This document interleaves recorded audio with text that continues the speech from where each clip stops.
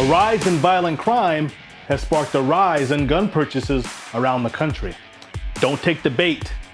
The race bait, that is. The American Communist Lawyers Union claims that the Second Amendment is racist. Dummies. And our 2A for Today Modern Militiaman Spotlight is on a man who averted a mass shooting in Fort Myers, Florida. Welcome to 2A for Today.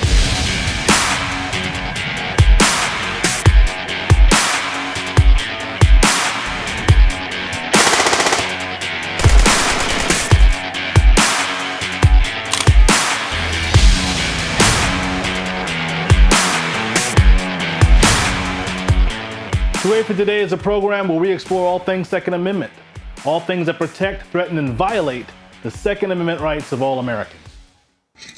A rise in violent crime has sparked a rise in gun purchases around the country. And you got to admit, the level of sophistry employed by the communications department of the Biden administration likely exceeds the level of sophistication used by Democrats to fraudulently steal the 2020 elections. In the growing list of issues that their linguistic contortion must make excuse and provide a nonsense solution for is violent crime.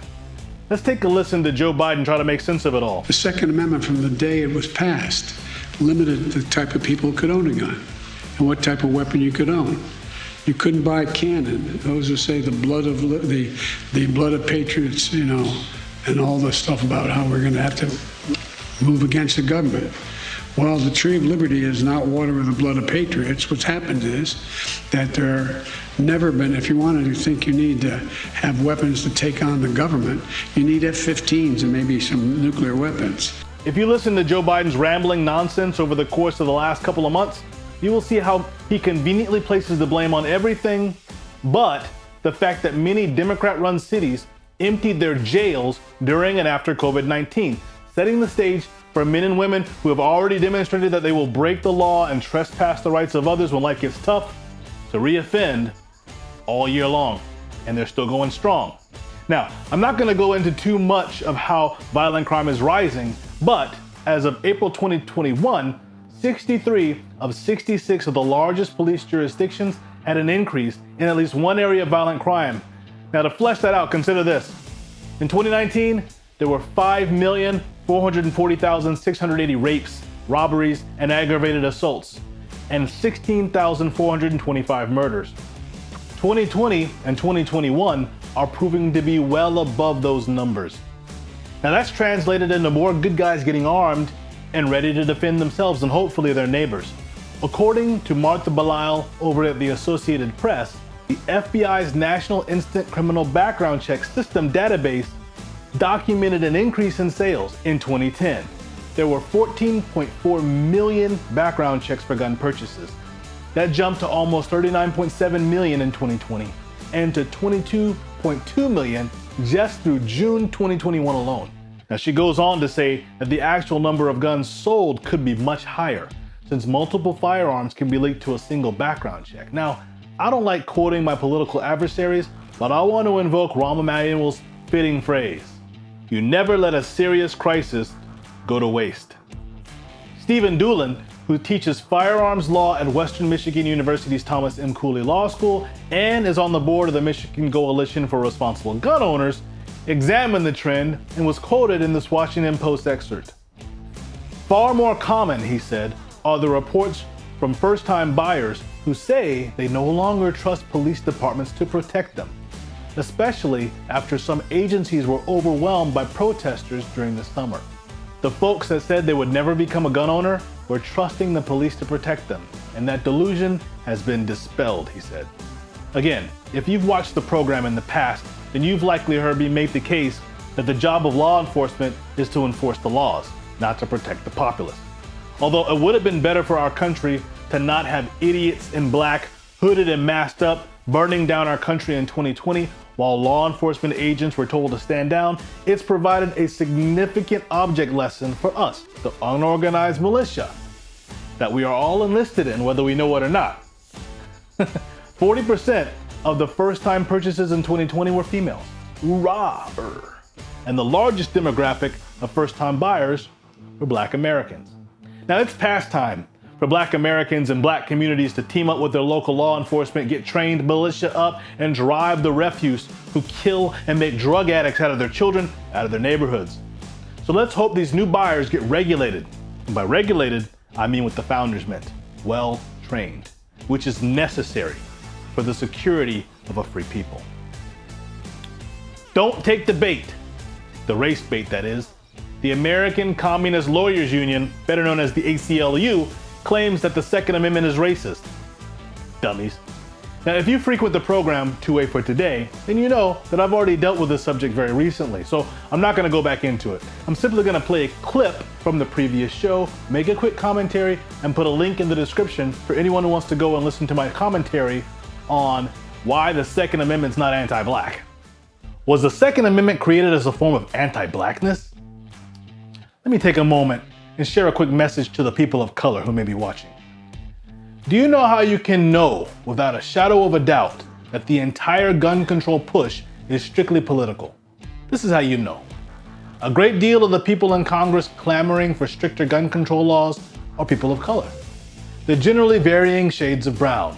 Those same people of color would argue that our government is racist. Then why would you let a racist government take all your guns? You dummy! Doesn't make sense, because it's strictly political. If it's political, it doesn't have to make sense or be logical. It's simply political strategy. They're just trying to move chess pieces around on a board, but don't be a pawn. You cannot take a weapon from a king or queen unless you conquer them. Don't let them conquer you. Gun liberty has never been a problem in America. Gun control has always been a problem, especially for the Black man. Gun control has always been imposed by a local, state, or national authority who wanted to control the people. Individual liberty proponents don't want to control anyone but criminals and adversaries of war who trespass against the right, life, and liberty of other fellow Americans. Today, it's the poor and the young Black families who Democrats seek to prevent from sufficiently arming themselves and expressing their God-given liberty to keep and bear arms that are supposed to be protected by the Second Amendment to the Constitution. Now, according to Cody Wisniewski of the National Review in his article, The Racist Reality of Gun Control disproportionately impacts the poor and minorities and puts them at greater risk of prosecution. In January 2016, New York Mayor Bill de Blasio created Project Fast Track to aggressively pursue all firearms cases in New York. Defendants in that court are overwhelmingly young Black males who are charged with simply possessing an illegal firearm, not using it, or committing any violent crime. The majority in these cases have never been convicted of a felony. It isn't the Second Amendment that's anti-Black, but gun control laws. There's significantly more crime in areas where the Black good guy with a gun could save the day. But transfer fees are $100 more in DC than in Texas. Even in New York, you have to have a permit to keep a gun in your house. So a good guy legally purchasing a firearm to protect himself and his young family in a high tax, high crime, low employment opportunity area has a significant barrier to entry to be able to exercise his constitutionally protected rights.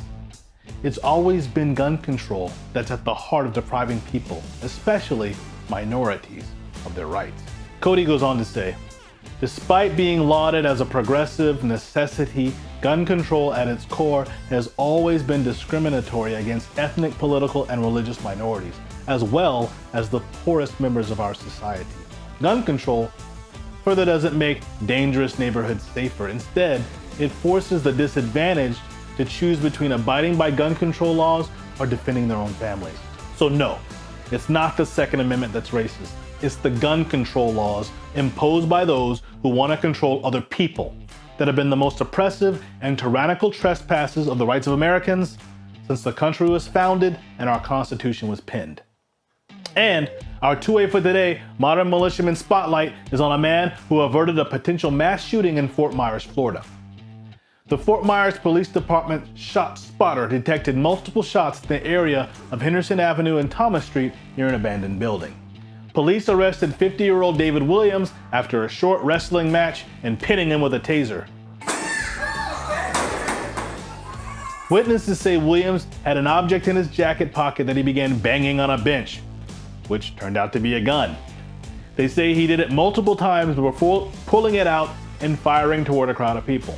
Our 2A For Today Modern Militiaman pulled out his own gun and returned fire in the direction of Williams. Wildman Williams took off and threw his gun in a parking lot. Thankfully, nobody was hit by gunfire and no injuries were reported. But this could have gone way worse than it did if not for the presence of our 2A For Today Modern Militiamen. It likely would not have happened at all, though, if there were more openly armed modern militiamen in the area. Generally speaking, mass shooters and mental maniacs like David Williams get a little wisdom when the fear of going to meet God at the sight of armed militiamen intercedes before they do something stupid. Now that concludes our program for today. But again, in the coming weeks and months, 2A For Today will be talking to experts, scholars, trainers, and all forms of gun right activists and Second Amendment proponents to answer the many questions that we all have and unpack the various laws and trespasses of our rights that have already been enacted and those that are on the horizon. Again, if the Second Amendment's important to you, make sure to subscribe to the New American Magazine and get on the top daily headlines mailing list so that you get an email alert anytime we upload a video or stream a live event. And share these videos with your family and friends who feel the same, or those that are riding the fence between liberty and tyranny who need a little more convincing. You've been watching 2A For Today. My name is Zoe. Post your comments or questions and we'll try to address as many as we can as fast as we can in the coming weeks and months. Thank you for watching 2A For Today.